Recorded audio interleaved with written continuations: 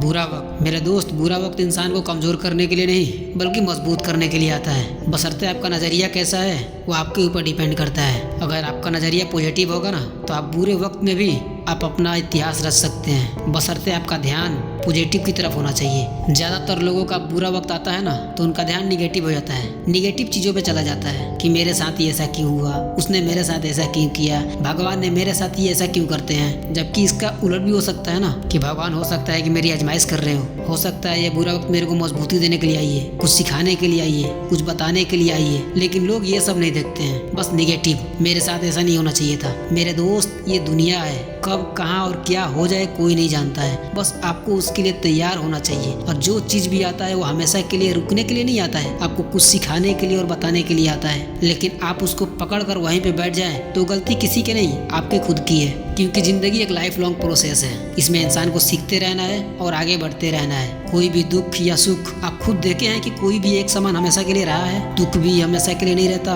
और सुख भी हमेशा के लिए नहीं रहता है। जब तक हम दुनिया में रहेंगे तब तक दुख सुख आते जाते रहेंगे। बाकी हमारा नज़रिया कैसा है ये डिपेंड करता है कि हम हर हाल में कैसे रहते हैं, हमारा सोचने का तरीका क्या है। तो अपने सोच को चेंज करना पड़ेगा, इस पर फोकस करना पड़ेगा, इस पर ध्यान देना पड़ेगा कि मैं किसी भी हालात में किसी भी चीज़ को किस नज़रिए से मैं देख रहा हूँ। क्या मेरा नज़रिया पॉजिटिव है या निगेटिव है। कितने भी लोग अच्छे अच्छे परिस्थितियों में भी निगेटिविटी ढूंढ लेते हैं, ठीक उस मक्खी की तरह अच्छे स्वस्थ है लेकिन उसको सिर्फ जहाँ जख्म होगा वो वहीं पे बैठेगी। तो अभी के टाइम में मानसिकता भी हर किसी का यही है। जो निगेटिव 1% हो उसका ध्यान वहीं पे जाएगा, बाकी 99% जो सही है ना उस पर नहीं जाएगा। मेरे भाई, हजारों लोग सही बोले उस पर ध्यान नहीं जाता है, लेकिन एक कोई गलत बोल दे ध्यान उसी पर जाता है। तो मेरे दोस्त, माइंड का मैकेनिज्म ही ऐसी है। तो अपने माइंड को ट्रेन करना पड़ता है, माइंड को सही दिशा देना पड़ता है। सही क्या है गलत क्या है उसको प्रोसेस बताना पड़ता है, समझाना पड़ता है। एक नई दिशा देने के लिए बहुत मेहनत लगती है। एक देखते हैं ना, गाड़ी को ऊंचाई पे चढ़ाने के लिए ताकत लगती है लेकिन नीचे ढुलाने के लिए ना कोई ताकत नहीं है, वो अपरूपी नीचे आ जाएगी।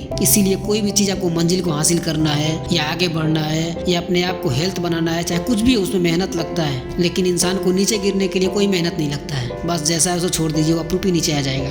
तो मेरे दोस्त, बुरा वक्त हो चाहे किसी भी हालात हो, अपने आप को मजबूत बनाओ मेंटली और फिजिकली, और खुद को पहचानो कि तुम खुद क्या हो। जिस दिन आप खुद को पहचान लिए उस दिन आपको कोई नहीं तोड़ सकता है, ना ही कोई हरा सकता है। इस दुनिया में अगर आपको खुद पे विश्वास है ना तो सारी दुनिया को जीत सकते हैं। लेकिन सारी दुनिया पर विश्वास करे और आप खुद पर विश्वास ना करें तो आप चाह कर भी कुछ भी नहीं कर सकते हैं। मेरे दोस्त, इसीलिए अपने आप पर ध्यान दो, अपने ऊपर काम करो, अपने समय को अपने ऊपर इन्वेस्ट करो। जो समय अपने ऊपर इन्वेस्ट करोगे ना वही रिजल्ट तुमको आगे मिलेगा, आगे दिखेगा। अभी तो अपने समय को अपने ऊपर इन्वेस्ट करने की तो दूर की बात है, अभी आपको तो खुद के ऊपर ही ध्यान नहीं है कि आप कौन हो, क्या कर रहे हो और क्यों कर रहे हो और जाना कहाँ है। इन सब पे कोई ध्यान ही नहीं है, कोई फोकस ही नहीं है। मेरे दोस्त, जब किसी के लाइफ में कोई गोल नहीं रहता है ना तो उसका 24 घंटा कैसे निकलता है खुद भी उसको पता नहीं रहता है। कब कहाँ जाता है, कब क्या करता है और क्यों करता है ये भी कुछ पता नहीं होता है। लाइफ का गोल सेट करने का मतलब क्या होता है कि फालतू लोगों से, फालतू चीजों से इंसान बच जाता है, क्योंकि उसका ध्यान उसके मंजिल पे है, उसको मंजिल को हासिल करना है। तो वो बंदा वही चाहेगा कि मैं एक फालतू जगह से अपने समय को बचाकर अपने सपनों के लिए इस्तेमाल करूँ। वो फालतू जगह पे नहीं जाने देगा कि एक सेकेंड को